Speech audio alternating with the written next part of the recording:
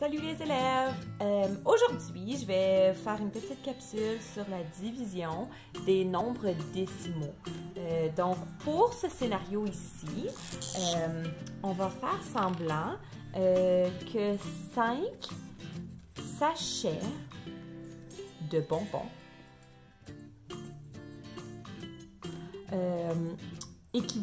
coûtent en total 5,75 $. Donc, je m'en vais au dépanneur avec mon masque et mes gants et puis je veux m'acheter des bonbons. J'en ai vraiment besoin. Donc, 5 sachets de bonbons vont me coûter 5,75 $. Puis là, je veux savoir combien vont coûter chacun de ces sachets. Donc, pour ce faire, on doit faire une division. Donc, je commence avec mon 5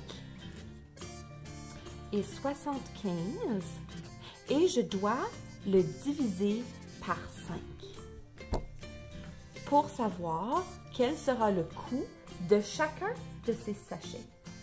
Donc, pour commencer, on peut faire une estimation. Donc, si je regarde les nombres que j'ai devant moi, je pourrais estimer que chacun de ces sachets va coûter environ 5 $, puisque c'est 5,75 $ et j'ai 5 sachets. Donc, 5 divisé par 5 est égal à 1. Ça, c'est mon estimation. Donc, je sais que chaque sachet va coûter environ 1 $, mais un peu plus parce que j'ai un peu plus ici. Donc, ça, c'est pour l'estimation. Maintenant, il y a différentes façons d'arriver à notre résultat. Donc, pour ce faire, on a différentes stratégies qu'on peut utiliser.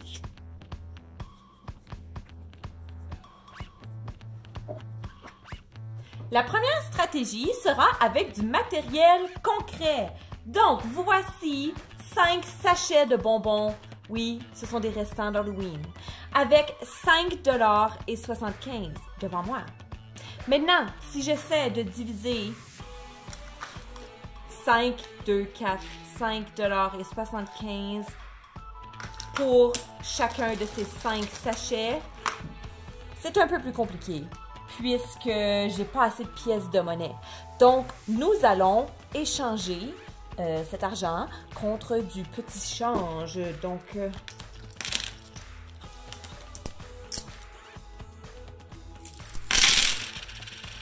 voilà. Donc, on voit bien ici que j'ai 5 $ et 75 cents. Donc, ici, j'ai mon 5 $ et mon 75 cents.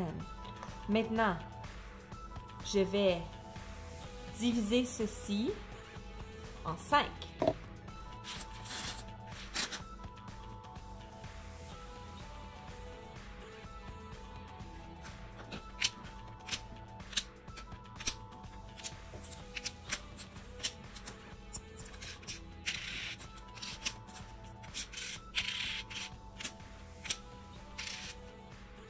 Et voilà! Donc, 5,75 $ divisé par 5 est égal à 1 $ et 5, 10, 15 sous. Donc, 1 $ et 15 sous. Et je pourrais, si j'utilise les nombres décimaux, je pourrais dire 1 et 15 centièmes. 1 et 15 centièmes. 1 $ et 15 sous. 1 $ et 15 sous. 1 $ et 15 sous. La deuxième stratégie est en utilisant les différents algorithmes que nous avons vus pour la division des grands nombres en début d'année. Donc, pour ce faire, c'est un peu comme la multiplication. On peut enlever notre virgule pour ensuite la remettre à la fin. Donc, si j'ai 5 et 75 centièmes divisé par 5, je peux le transformer en 575 divisé par 5 pour trouver ma réponse, mais je dois m'assurer de remettre ma virgule à la fin. Donc, commençons.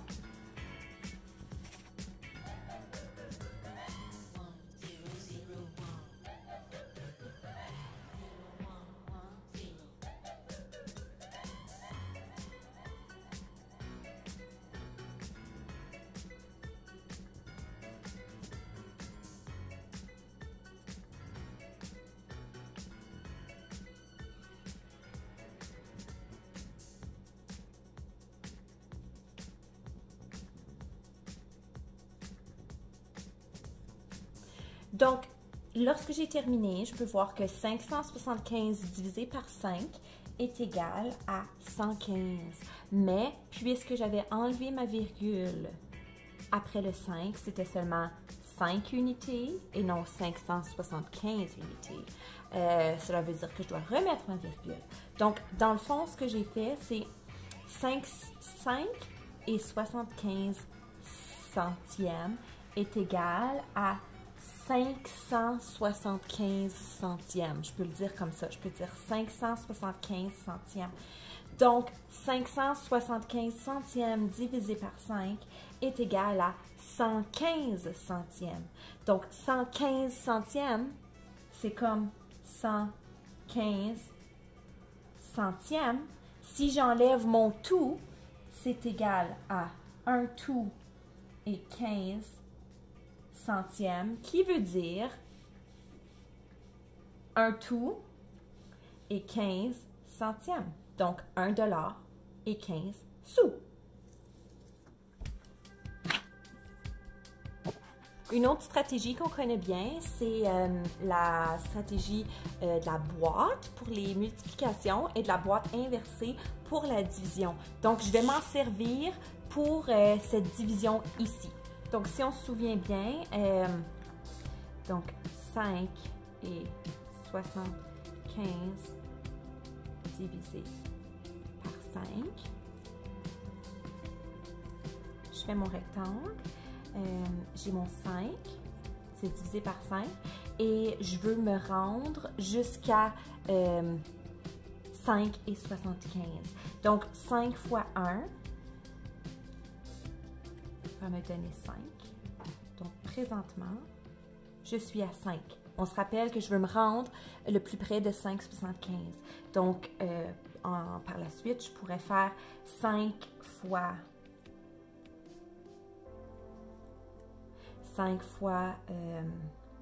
10 centièmes ou 5 fois 1 dixième qui me donne mon 50 sous.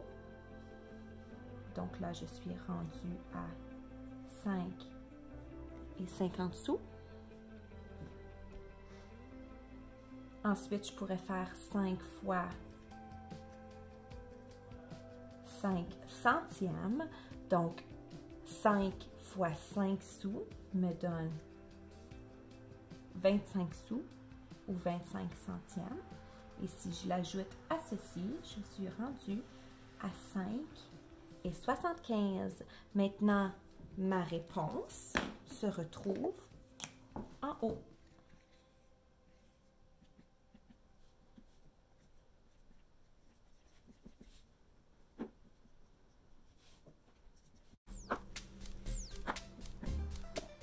Finalement, la dernière stratégie que tu devrais toujours te servir est la calculatrice. Donc, je vais faire 5 et 75 divisé par 5. Et c'est égal à 1 et 15 centièmes. Ceci conclut notre capsule pour les divisions